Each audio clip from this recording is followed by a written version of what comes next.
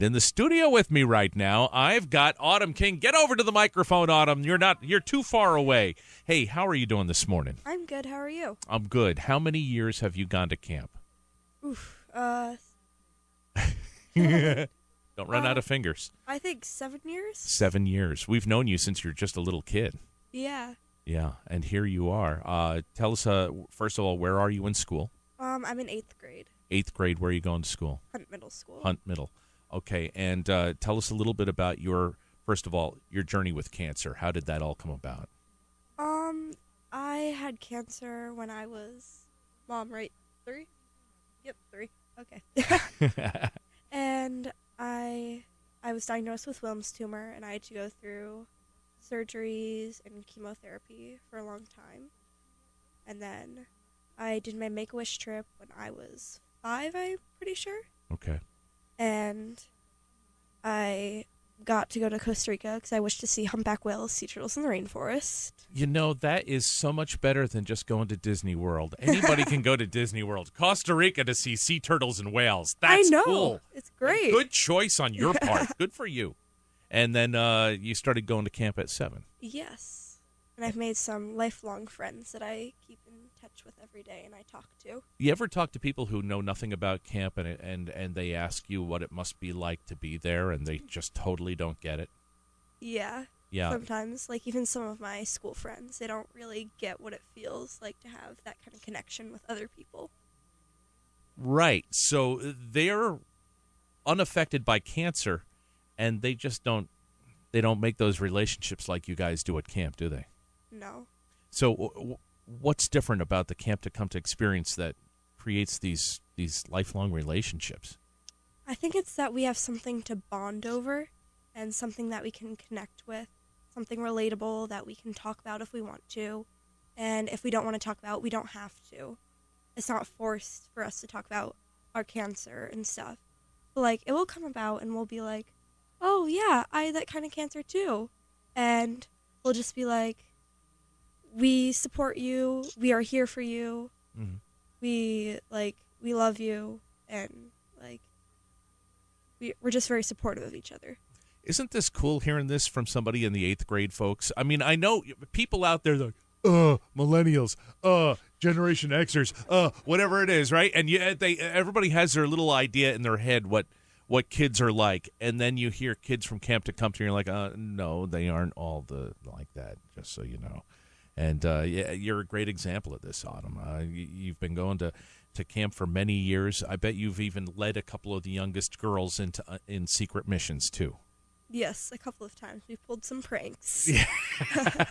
You have a favorite prank that sticks in your head as being a truly successful black op operation that you did in the dark of night that you got away with at least for a little while that was perfect? Let's see. So it was last year. Okay. We, not the youngest boys, the middle boys, their theme was like emojis, and ours, I forget what our theme was. But we went into the dining hall, which at that time was the tent. Right. And the new dining pavilion is awesome. It is, isn't it? Dining pavilion and / skating rink now. I know. Great. And we hung up like emojis everywhere, and we just like kind of trashed the place. And made it look like the middle boys did it? Yes. Oh, that's brilliant. Good job. Good job. 863-1051 or 1-800-501-9565. Autumn King's with us, and she goes to hunt, and she is a Camp TaKumTa camper. And she's been with us for a number of years now, and, yeah, pretty soon you'll be moving on up to the oldest girl's cabin, yeah? Are you there yet? Nope. Not yet. Still middle girls. All right. I do not want to move up, though. I want to stay as long as I possibly can. Oh, good for you. I like that. And your mom, Brooke, is here. Brooke, come on over here, because I want to talk to you because the last time we talked, you said you weren't one of those people that would go to Mom's weekend. And I went. And you went, so I want to hear all about it. It was amazing.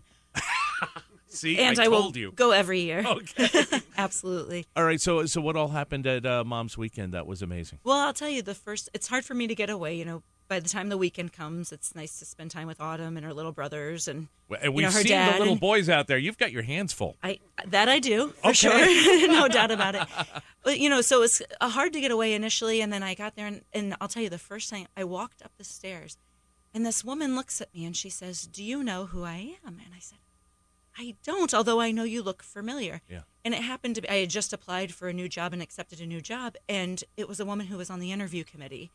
And I had no idea that we had shared the similar connection. And so that, to me, was just serendipitous and pretty amazing. And then I continued to walk in, and another woman at the school I was currently working in, as was there as a support staff person, and I had never known that we had shared that connection, and she was there.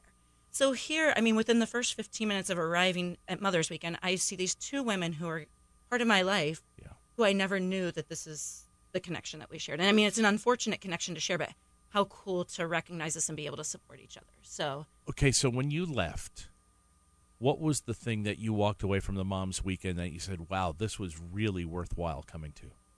Everything about being able to connect with people and understand. So everybody's at a different place in their journey with their own child. And what that might look like for everyone is different. But we spent time, all the amazing things like the art projects and the, relaxation and like all the things that they do for moms was really amazing. But the part for me that was really worth going to is sitting around the fire and talking to all the moms about, like, how are you getting through this and what are you doing? And Autumn's almost 10 years in remission, and so her journey looks different than a mom who's just now entering. But still being able to connect and share and have those conversations together, for me, like, that was the most meaningful part, and it still carries through now. And it's amazing to see, like, oh, now I had these connection with these other women who I may have never been connected with. And at the same time, they were probably learning from you. Yeah, I'd say that we all had something to offer for sure. Wow, that's great. It was That's really great. amazing. And if you could take us back a little bit to the time when Autumn was 3 Yep. versus now, would you do it all again? The same way? The thing about that is it's nobody wants to be part of this club, right? Right. Nobody's saying sign me up for this one. And then all the things that have come into our family's lives because of it, it's whether it's camp, whether it's Make-A-Wish, whether it's these moms or these dads or these other children, that to me, we just kind of tried to keep going forward with life. Like, Autumn still went to preschool, and then she's had some hospitalizations since then, related but not cancer, which has been hard. But like, we have this unit and connection with these people now that we would have never had before. So I would never wish that upon my child or any child. And just knowing that we have this network of people is pretty amazing. I don't think that's the case in every region of this country or world, and so We're really blessed to have all of us yeah, here. we really are. So I would say, like, doing things the same. We just tried to keep. Autumn thought it was normal, actually, until she went to Camp TaKumTa. She thought that all kids, like when her twin brothers were born, she was like, oh, I'll hold their hands when they have to do MRIs and CAT scans. I was like, oh, honey. Yeah. Actually, this isn't typical. So I'm like, did we do too good of a job normalizing what she was going through? And then when she went to camp and she realized that it was actually this special thing that it was part of her life. And so, Right. maybe I would have been a little bit more open about this isn't so normal, but, you do what you do in the moment, and you always do your best. Autumn, get on the microphone there. I have a very important question. Yes. Yeah, do you have a date for the formal yet? Not yet? Okay. Autumn's one of those girls that'll scare the boys to pieces. They'll be like, jeez. You'll end up with like a 7-year-old boy, because he's the only one who'll be brave enough to ask you. Right. Folks, Autumn needs to go back to camp. We need another Mom's Weekend so we can have these amazing life-affirming experiences. This is what you're paying for this week, is things that you've been hearing about all week long. 863-1051 or 1-800-501-9565. On average, it costs about $2,500 for a child's experiences for a year at Camp TaKumTa. We're chipping away child by child, a little at a time. Some folks can afford to send a kid to camp. Some folks can't, but they're helping with all the other people who can, and it all adds up. And by the end of the week, we hope to send as many kids to camp as possible. Please pick up the phone. Send a kid to Camp TaKumTa, or